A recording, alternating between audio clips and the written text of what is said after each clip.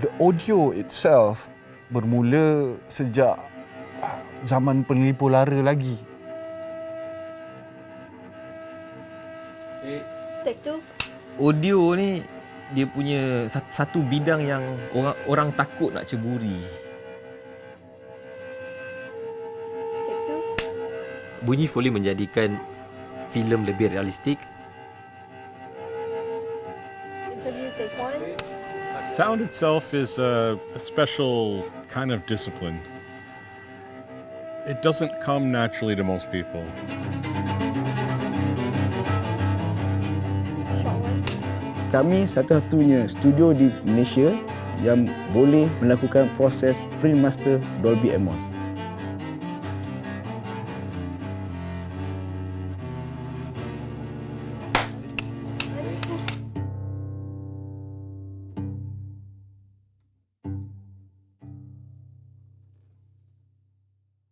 Kalau diikutkan pada asal-usul penceritaan, wayang kulit, ribuan tahun sebenarnya. Bermula sejak zaman penglipu lara lagi. Selepas itu bila teknologi digunakan untuk enhance seni persembahan. Pasti ayah akan suruh Zati kuat semangat. Dunia belum kiamat lagi tau. Ni, selagi Zati dalam tim kebangsaan, selagi itu Zati boleh bawa balik pingat emas. Tugas audio ialah untuk membawa penonton itu ke dalam cerita itu. That's how it began. It's supposed to be like that. Kita nak bawa orang yang mendengar cerita kita atau melihat seni persembahan kita merasa apa yang dia tonton. Seolah-olah dia di dalam cerita itu.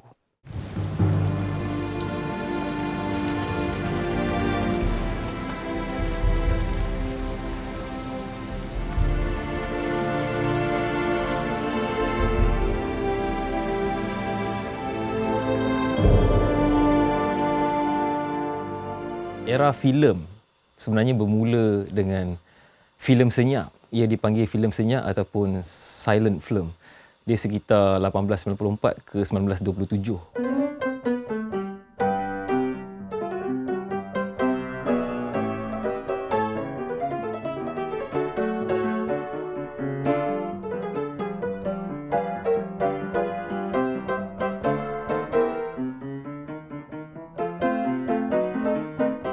First started off, there was no way to sync sound to a long-form film.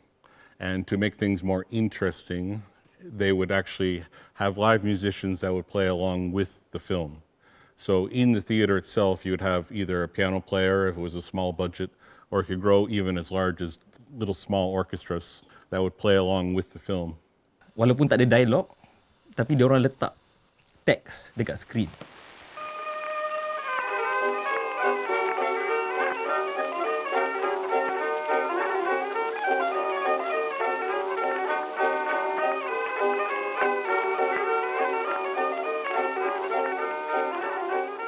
The biggest innovation to film itself is when they could synchronize the sound with the picture. And this is when they came up with the idea of attaching the sound to the film strip itself. So this is when you have the typical film, you have the frame, and then just to the side of it, you have a long strip. It is called an optical image of a waveform. So it would read this waveform, and then it would play in sync. I hope I didn't make you wait. Mary, I'm coming. Oh, God, I hope I'm not late. Mary, don't you know me? Mula daripada mono, satu speaker saja. Lepas tu stereo. Stereo dua speaker lah. Dua speaker, penonton dapat rasa sound datang daripada depan. Kiri dan kanan daripada depan lah. Walaupun ada teknik-teknik untuk membuat sound tu macam serawang walaupun dua speaker, tapi dia tak begitu praktikal sebab bila sound tersebut dimix dengan cara phase cancellation sampai dekat consumer yang waktu tu pakai mono, radio mono, television mono, sound tu hilang. Once you have the optical soundtrack on the side, It's actually there as a mono waveform.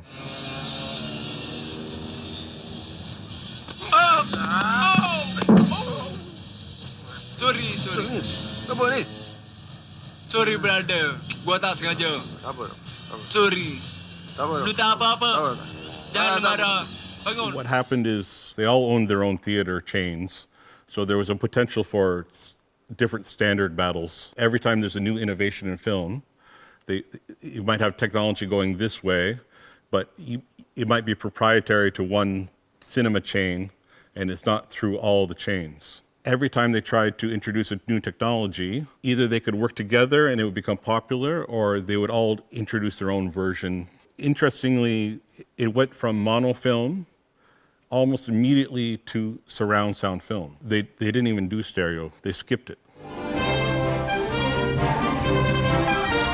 Today, 20 years later, the movies are played in more than 80,000 theaters throughout the world. People say it in 150 different languages and dialects, but it all means the same thing. Let's go to the movies. So sebab tu diorang pergi kepada quadraphonics, 4 speaker. So speaker depan 2, speaker belakang 2. Sound pun diorang boleh panning, diorang boleh letakkan di antara 4 speaker tersebut. Hoi! Lu orang salah orang.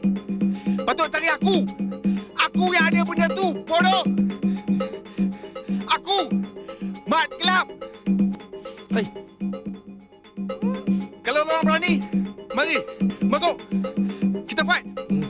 Kacau je. Beri, fight. Woi, lu ngapos? Buat congkel mata lu.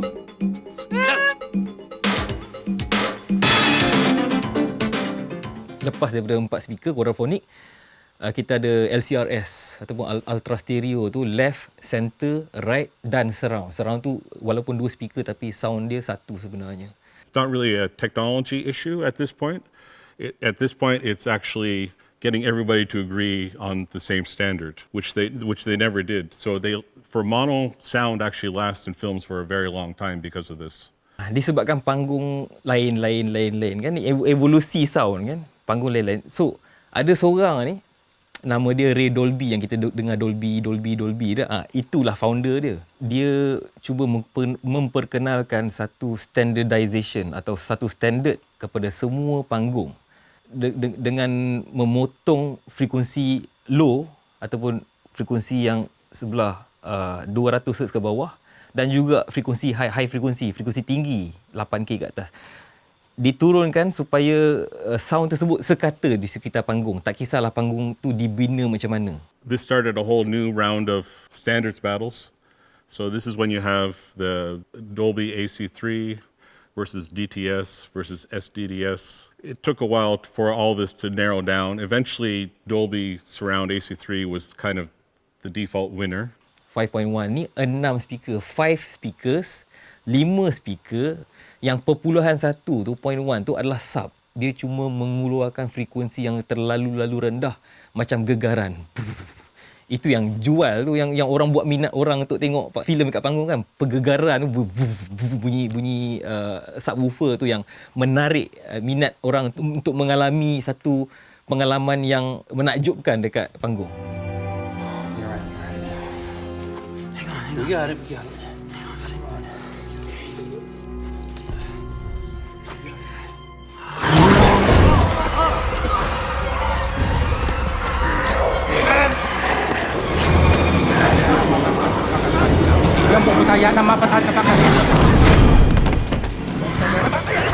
There's a new innovation that came out recently. It's called Dolby Atmos. So it goes from a surround format and it adds a whole nother dimension with height. So you can actually have sound above your head. The evolution of film and sound follows whenever the industry decides on a standard and then they finally pursue the standard, then everything can shift into a higher level. So right now, currently, we're in the Dolby Atmos level of recording and sound.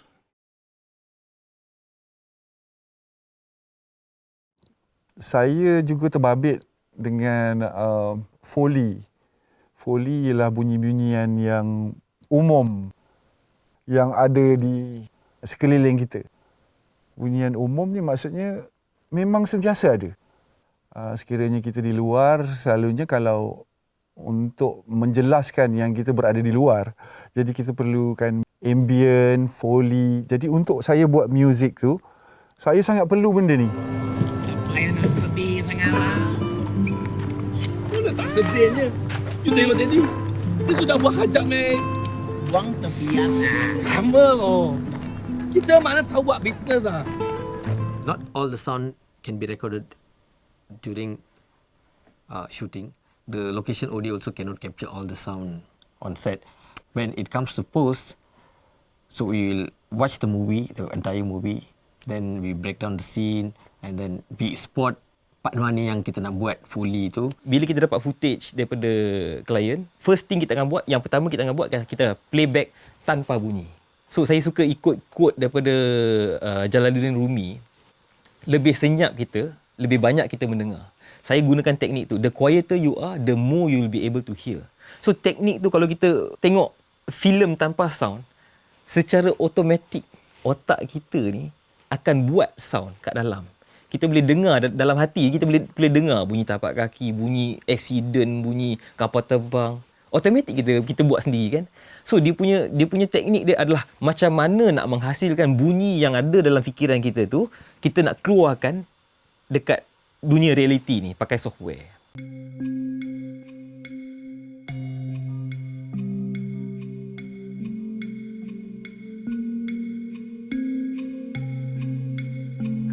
Which one is it? Guess. I don't know. They're both kind of upright.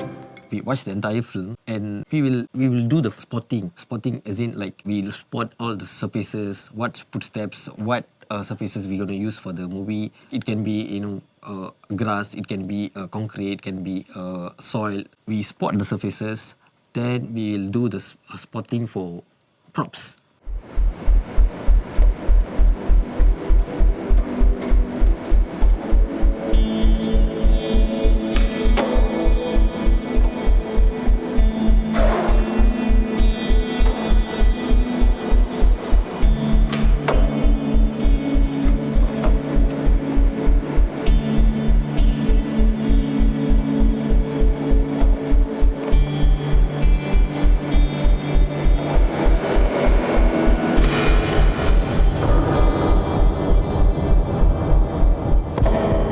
There's two things which happen with Foley. There's kind of Foley that needs to be there to just fill in the story. So typically you'll be shooting something and then you'll be shooting like one side of a scene, but you don't shoot the scene where the guy walks out and then walks around the corner, slams the door, close. None of this actually happens on set. So you have a natural need to fill in these Foley sounds during your editing process. We do the Foley for horror film especially. Every movement like creepy, like bunyi cloud, it has to be creepy. We make it like uneasy for the audience to, something is going to happen. So this is how we do the Foley for horror films. So, bila orang dengar, penonton dengar tu filem tu kat panggung, dia orang tak soal dah. Dia orang ingatkan real. Padahal tak real pun. So benda-benda macam tu adalah sound design lah. Dalam Foley ni pun kita ada design juga. Kita cantumkan beberapa sound untuk createkan sound yang kita nak. Benda-benda tak wujud pun, macam dinosaur kan, bunyi dinosaur macam mana kita gabungkan bunyi buaya kan, ngauman harimau tu, singa ke apa, kita cantumkan, kita edit sikit, bubuh distortion kan, dengan starter effect. So dijadilah satu creature baru, satu makhluk baru. Go. To the right. You'll hear general things happening, but they're focused more on the dialogue and you won't hear subtle things. So if there's two people talking and there's a subtle little hand them a piece of paper, by putting in the sound of a little like that, instantly that becomes a focus point in the story. And he just handed him something. What is that? If it's a love movie, every Foley you can see, it's very sweet and very smooth. That's how we treat the Foley.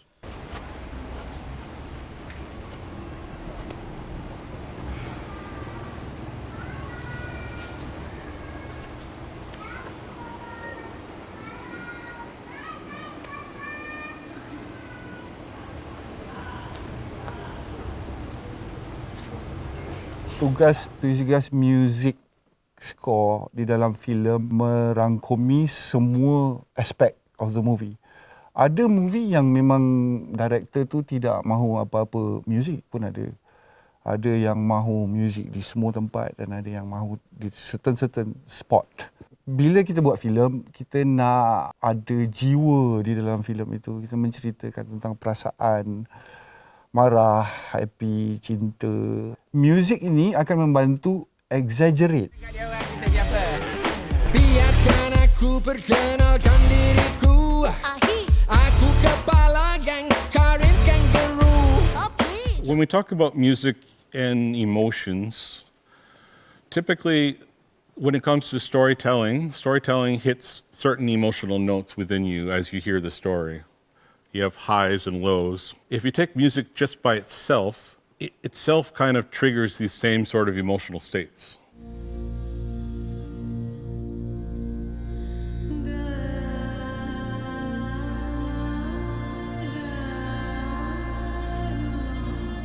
Dia ada dua yang obvious penggunaan muzik di dalam filem. Satu ialah untuk memberitahu penonton apa yang akan berlaku. Dan yang satu lagi peranannya untuk membantu menaikkan rasa cerita itu, to enhance the senses yang menonton.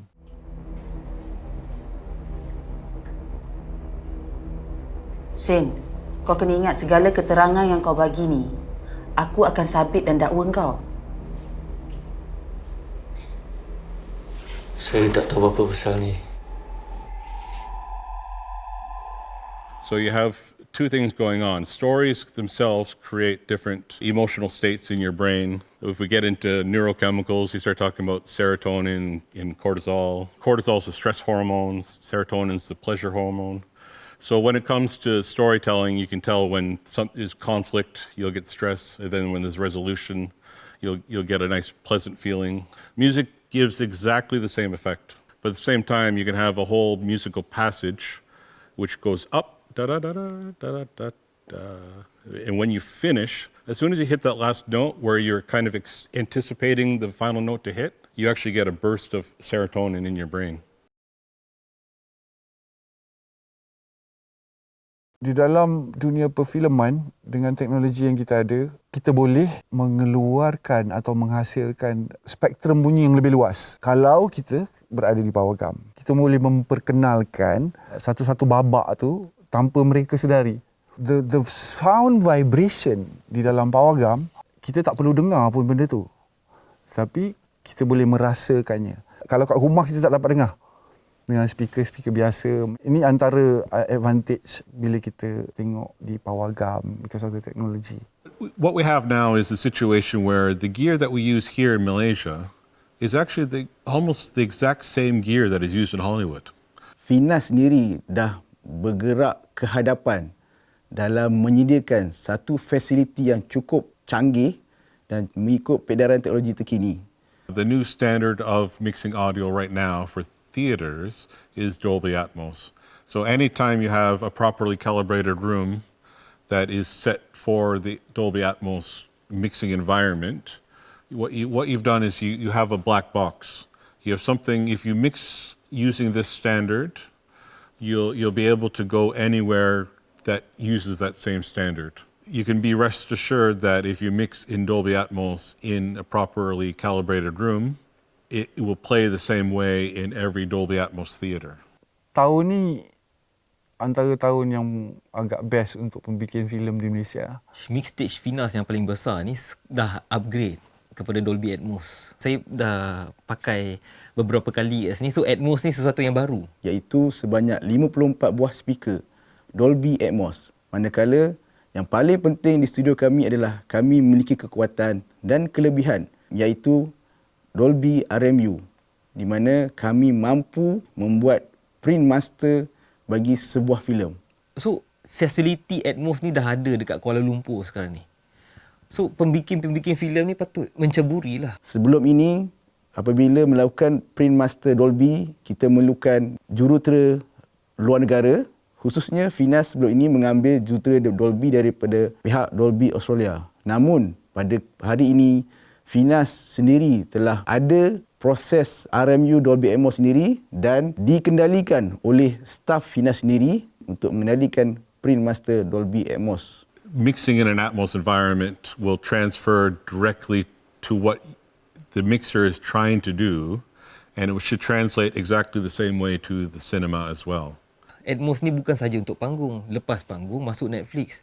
Siapa penonton yang ada soundbar 7.1.4 kat rumah tu, memang merasalah Atmos. When you create something like a feature film, it's not just a large screen, it's also a very large sound. So you can go for very big dynamics, very big booms. The favorite tool I like to use is the subwoofer, just to really shake everybody's bones during the mix. Saya teringin nak bagi the wow effect, kan? Sampai boleh buat penonton yang menonton dekat panggung ni meremang.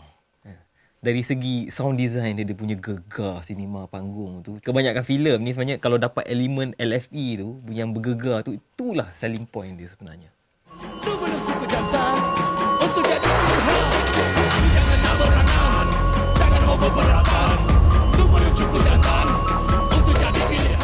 AI ni banyak membantu sebab diorang dah cukup data. Machine learning diorang dah kumpulkan cukup data untuk mengetahui dialog ni sepatutnya macam mana. Dialog yang jelas dan bersih ni macam mana sepatutnya. So data tu dah cukup. So sekarang ni AI dalam software audio ni, dia boleh membezakan antara bunyi sekeliling, bunyi ambient dia, contoh bunyi truk lalu, bunyi lori, bunyi bas, bunyi burung dengan suara manusia. Suara pelakon lah. Jadi dari situ dia boleh buang bunyi-bunyi tersebut dan tinggal hanya suara saja. Itu AI memang dahsyat lah. So AI, it's a buzzword everybody's using. There's a lot of tools and automation software that is entering into the industry right now, which helps you do your job.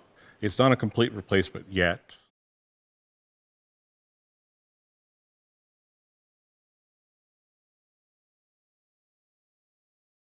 Penggunaan AI tidak semestinya membawa kesan negatif.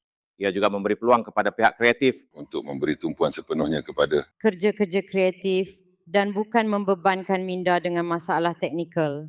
Mungkin suatu hari nanti kami akan lebih menerima teknologi ini.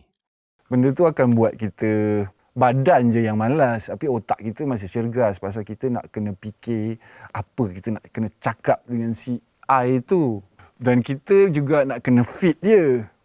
Dia perlukan data-data daripada kita untuk dia boleh bantu kita. Industry is always changing, evolving into new standards. So when sound could be placed on film itself, there were job losses. There were the musicians themselves that were playing in every cinema, which suddenly didn't have jobs. So by switching the sound to the film, you just put out all the individual musicians out of work, but you still had musicians who could be hired to actually work on the film itself. The same thing happens, there's a process of where technology shifts. Benda-benda yang kita boleh buat, yang kita perlukan setahun nak buat, dah jadi seminggu. Pagi cerah sinar neon, layar hidup panduan digital. Robot bantu kerja keras, dunia baru segalanya cepat. Akan mengubah hidup kita, hadir dalam tiap langkah cinta. Masa depan penuh bahagia, dengan AI semua jadi nyata.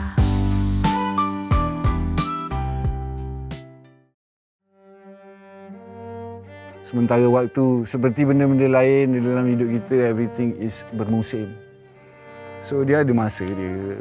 The biggest difference between P. Ramlee time and today's time has a lot to do with the field recording itself. P. Ramlee would actually record in a sound stage. Everything would be controlled. You had to have a lot of discipline to make sure that you could hear the dialogue clearly.